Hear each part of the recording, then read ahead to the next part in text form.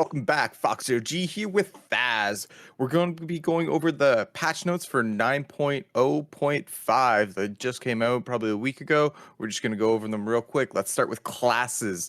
First off, Demon Hunter, they got a buff. Druid, they got a buff with the healing. Mistweaver Monk got a buff because they're costing less mana now. Holy Paladin, it's costing more mana, so that's kind of a slight nerf. Priest Discipline got a slight nerf. Holy, they're getting a buff, it seems like, with the increasing stacking taken or healing taken. Assassination Rogue got a new ability extending our slice and dice per combo point, but they removed our slice and dice, which removes energy regeneration. Next off, we have Shaman. Shaman's overall damage with chain lightning is increased, as well as our lightning shield increase huge when you hit it.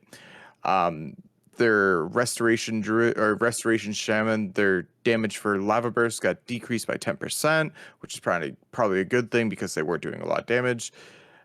The elemental shaman all increases minus their lava burst, so you will be seeing a different meta with that, which is nice. It's refreshing. Enhancement shaman, their lava lash got increased, as well as their stormkeeper is now changed, working with chain lightning. Demonology is now working as intended with all their pets. Next up, we have covenants. Thass, take it away.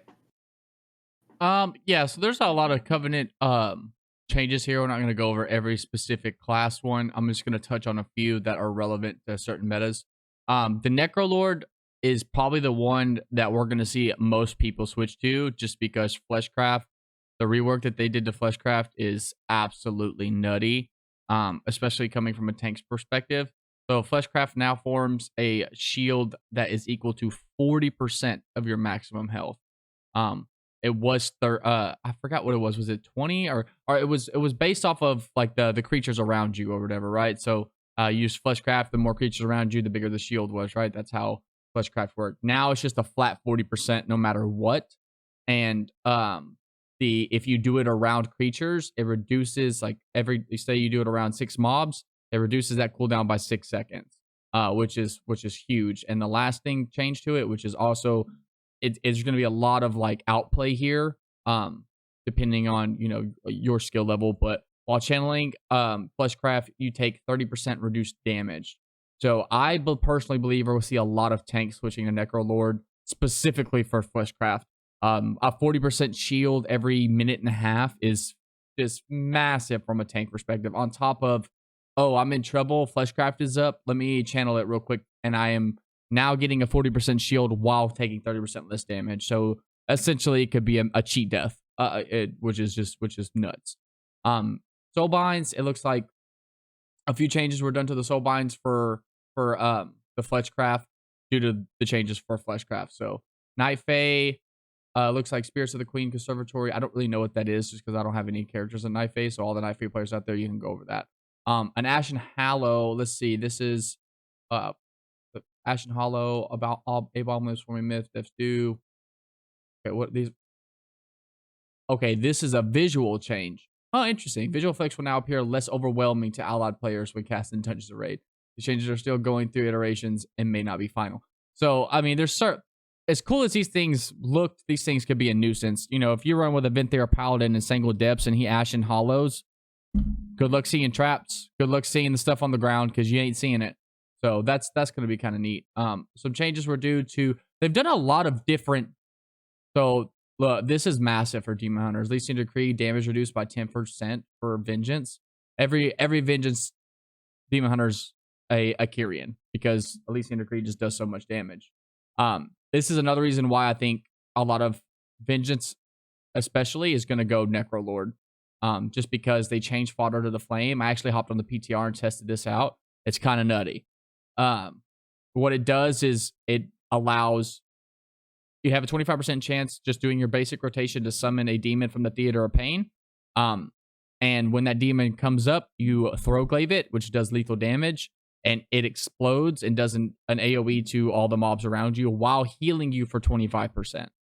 So it's a little RNG based, but it's a really cool ability. And with the Fleshcraft changes, I definitely, and the Kyrian Elysian Decree nerf, I see a lot of vengeances going Necro, including myself. I definitely plan on going Necrolord if this stays the same. Yeah, there's just massive nerds to the Kyrian Demon Hunters. 50% damage to Decree, the Conduit, and a nerf to the Bell Defender Conduit, which was a 10% or 10-second cooldown reduction for Brand. It's now going to be for Fell Devastation. So, Druids are getting Adaptive Swarm, Necrolord's getting enough. They want people to go Necrolord, apparently. They've made a lot of Necrolord changes. I guess it's really underrepresented by other classes. So, they made a lot of changes to Necrolord for a lot of classes. I'm not going to go over DPS stuff. If you're a DPS, go look at the changes. Dungeons and raids, it looks like they made some changes to the Brute Assassins will no longer trigger Necrotic, which is really, really nice. These things on Necrotic Week, if you're fighting the third boss in Plaguefall, she spawns these things often, and you're already taking Necrotic stacks from the boss, and then you have 4 more ads that pop. It's just real tragic. So that's a good change. And then Gargans. This is also a really nice change because the Gargans just spawn endlessly, right? They don't give you count, right? They're ads, just random dungeon ads for that hallway. So they don't give you count. There's no benefit to them. They shouldn't trigger any affixes, right? Like no sanguine, no nothing, which they don't do sanguine or anything, but them not triggering necrotic is pretty huge. Next up we have is items and rewards. So now they're introducing something new to us, or not even new. If you played it in the past, you've had it, which is Valor. So any gear that we acquire from Mythic Keystones now can be upgraded with Valor. And Valor is kind of similar to Conquest. There's a cap each week, and when that gear drops, you are unable to upgrade it. Or sorry, when that gear drops, you're able to upgrade it, but before the patch, you are unable to upgrade it. And next up, we just have with our Great Vault, raid loot is now required 369 instead of 3710. So you don't need to complete that last boss to get your maximum upgrades. As well as potency conduits drop from Castle Nathra. And once players reach level 40 renown with their covenant, instead of them getting 1,000 anima or reward for renown, you can get 1,500 gold, which is very nice if you're poor PvPer like I am. Vendor prices are adjusted for items 75 and lower. And next up we have is legendary items. So real quick, Foxtrot, there's a couple things in here I want to touch on before we move on to the legendary items. The whole Valor system is really nice for alts, for the changing, just gearing. Say you don't want a PvP on a really undergeared alt, you can run and do keys a bunch, earn a bunch of Valor, and upgrade your items that way once you get the achievements. Which if you already have the achievements on your main, it works in Junction, so you'll be able to upgrade your items pretty quickly. The tragic part is if you already have your BIS item already, you're not able to upgrade it if you have gotten it before this patch goes out, which is kind of troll. So you have to refarm your BIS item, and then once you refarm it, then you can upgrade it to 220. This right here is a really small change, but from a tank who uses Lightless Force on his weapons, this is freaking huge. Quality of life change for sure. It's a QT change for sure. I have wiped on several dungeons because you have no clue what pulled a pack. And then good thing I stream. I went back and watched the VOD, and you'll see your little Lightless Force beam just go and tag something because it goes 30 yards for some reason, and it'll go and tag something, and that's what pulled it. So this is a good quality of life change. Right on. So starting off with legendary items again, it seems like Demon Hunters, they're getting a buff to all their legendaries because most likely they're just using one, so they're trying to make it so that you can use all the legendary items across the board so they look more enticing. So we have Fell Bombardment, got it increased by 10 seconds, as well as Dark Glare Medallion was 20%, now it's 40%. and also refunds our fury when we cast Eye Beam or Fell Devastation. Havoc, burning wounds damage over time is increased by 100%, as well as their immolation aura is now 100%, was 50. Vengeance Demon Hunter, always crit with their Eye of, or the Collection of Anguish, as well as we have Spirit of Darkness, Flame, Firebrand, instantly damages 20% and was 15. So we're getting an increase across the board for all of Demon Hunter. Next up we have is Death Knights. We have Blood. They're getting an increase, was 8% in our Death and Decay, now is 10% with Haste for that legendary. Then we have Crimson Rune Word, causes blading, dancing of rune words, generating 5 bone shield charges, reducing the cooldown, was 3 seconds, now is 5 seconds. Vampiric Era, we get 3 seconds of 5% leech during this duration, so that's new. Well, it increases it. And Bloodgorn Devastation, it increases it now grants us 45 runic power when we use Vampiric Blood, which is nice. Unholy, we're getting a increase of procs for our explosion damage. So procs, or sorry, that's a decrease. Ooh, they're nerfing Unholy even more. That's rough. Next up, we have Druid Feral. The Cat Eye Courier now grants us 35 energy, 35% energy, was 25. That's very nice. I like that legendary. Makes your rotation so much easier. Yeah. Increases our Fury Band effect by 50%. I forget which one that one is. Your frenzy band. Yeah, I forget which one that is. I think that one's the one that rotates through all of them. I could be wrong. Restoration extends our healing over time by 10 seconds, was 8. Hunter Beast Mastery, Dire Command has a 35% chance to trigger, was 20. Restall Stocks, Piercing Fangs, critical damage increased by 20%. It was 20, now it's 40. Cobra Strike has a 50% chance to strike versus 25. That's very nice. It's a double increase. They've done a lot of Lego changes. Like yeah, a lot. It's actually nuts.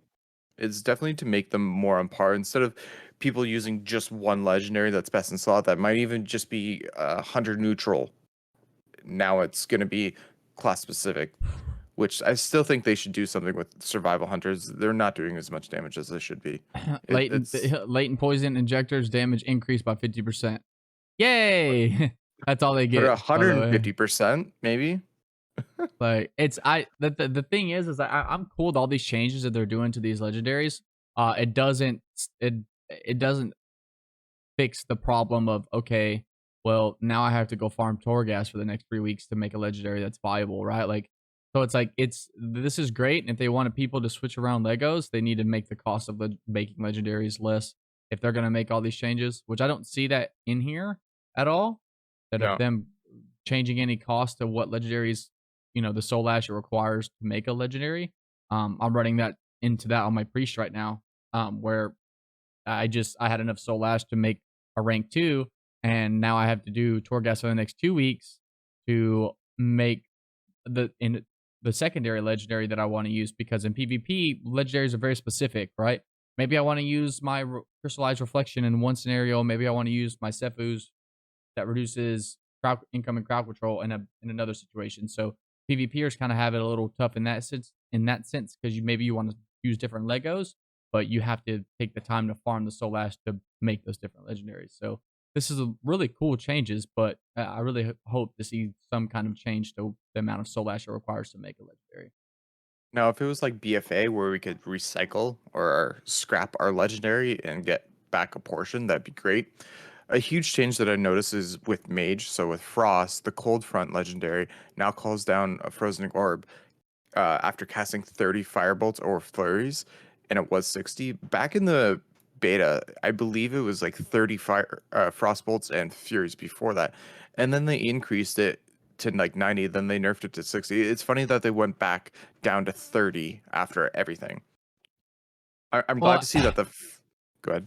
Yeah, no, that's I think because Frost is just underrepresented in a lot of areas in the game right now, and the baby tiny little nerf that they did to the fire mages doesn't stop that their damage is still busted, right? Like combustion is just still busted. So even with this change, like no one's really gonna take a frost mage, and which is really troll because from a tank perspective and doing high keys, having a frost mage is really nice because it's just a permanent slow on all the mods. They just blizzard, I run them through them, and I don't have to worry about running away so much. I can still get in good damage. I can do the in and out strat. So I like playing with a frost mage, but there's no point playing with a frost mage when fire is just so much better. So it's kind of that's a nice change, but I don't think it's really going to shake too much up unless they do some changes to fire. Well, they just buff fire again with Molten Skyfall as well as Calls Sun down a King's meteor Blessing. after 18. That's fucking insane. Moving on to monks, so they're generally getting an increase across the board. So this is going to be even great. So like that Windwalker monk in PvP setting, they're getting a 50% increase to critical strike chance. It was 30, so like 20% increase, as well as Fist of Fury's getting reduced from 5 seconds, and it was 2.5 seconds. So that's a huge buff for Windwalker. So they're going to be doing immense amounts of damage. Like They're pumping, dude. yeah, they're already pumping. So the meta is not going to be changing for there. It's going to be Fire Mage, Windwalker, or something like that. Moving on to Paladin. So they got an increase across the board with their legendaries. So like I said, they're just trying to change up the legendaries so that you're not running the same legendary. It's not a best in slot. It's going to be like a best in slot for activity that you're doing, not just the best in slot across the board. That's exactly what it's look like they're trying to do. They're trying to buff a lot of these other legendaries so people go and make them more, right? Because I promise you, some people already got their best of solid legendary and they just don't do Torghast and stuff anymore. Like they just don't do it. There's no point. Why do that? Why do Torghast again if you already have your best in slot legendary at a rank 4? Like there's no point, right? But at the same time, that's exactly what all these changes are trying to do is get people in Torghast more, to farm more soul ash, to create more legendaries for other situations, which again is still really troll because it takes like 3-4 weeks to get your legendary up to where, oh, I'm 226, but I want to rock a 190 Lego. Let me drop my eye level and all my other stats down significantly so I can run this legendary power.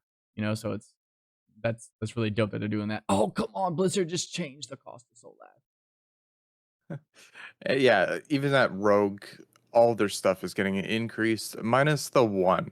So I'm looking at Assassination. The Duskwalker's patch reduces Vendetta's cooldown for every 30 energy you expend. It was 50, so like that's kind of a big nerf. But then again, no one's playing Assassination in any situation, right? You can see Outlaw No, in that's a certain buff. dungeons. That's a buff. So it for Oh, every you're right. 30 for every 30 energy, it reduces the cooldown of Vendetta instead of every 50. So that's definitely a buff for Assassination, just because Assassination is, again, a lot of this stuff is going for underrepresented classes as well. They're getting, nice big chunky buffs to certain legendaries because they're just underrepresented. No one plays Assassination in any aspect of the game right now. So It almost came back, and then it didn't. It almost. definitely didn't. Almost. Warlocks, they're getting a buff. Shamans, they're getting a buff to all their stuff. So maybe Affliction, you can see. Demonology, we all know we won't see, which is very sad because Demonology is a high-end spec. Like there is a high skill gap right there. It's a cool spec. Destruction. Yeah, it's definitely a cool spec. I like what they did with it, but they definitely need to bring back Metamorphosis to it. I know it's stealing from your Demon Hunter. I meta. Next off, we have Warrior. Looks like they're doing more damage. Yeah, they're just increasing all the legendaries, like we said. So it's nice to see in PvP. The sides of the hordes flag in the battlegrounds. So Warsong Gulch and Twin Peaks have been increased to match the size of the Alliance flag. I definitely didn't know that was a thing. I didn't know that was a thing either. Increased damage taken for focus assault and brutal assault for Warsong Gulch, so that's pretty nice. Warsong Gulch, Twin Peaks, and Eye of the Storm. So when you pick that up, you're going to be doing more damage as well as reduced damage receive or reduced healing if received, which is nice. And then they just change the effects on the PvP talents for Holy Paladin as well as Warlock and Affliction Warlock. And then we have the Maul, new No one accounts, cares about countdown. them all. Yeah, no one goes there. It's not I fun. don't go there. I should be because I need to farm sockets, but I just no thanks. No one goes there. And then Torghast, I guess it's to make it more fun. We're not going to go over that though. Yeah, these are just insane. Like this is so many changes to anima powers and stuff. Like oh hey puppy. I'm it's dope. I'm really excited to see all these legendary changes, see how that spices up things. I don't know how much it's going to, but once they're in, I guess we'll find out. Yeah. All right, that's it for this video of patch 9.0.5. I Give it guess we'll to see us. it when it comes out, right? Yep. We'll see what happens. These are some interesting changes. I'm the Necrolord changes is it's gonna be really interesting to see how many people swap. I know I am. If things don't change, I'm 100% doing Necrolord on my tank. So we'll see how many other people follow suit. All right. Signing off. Fox OG.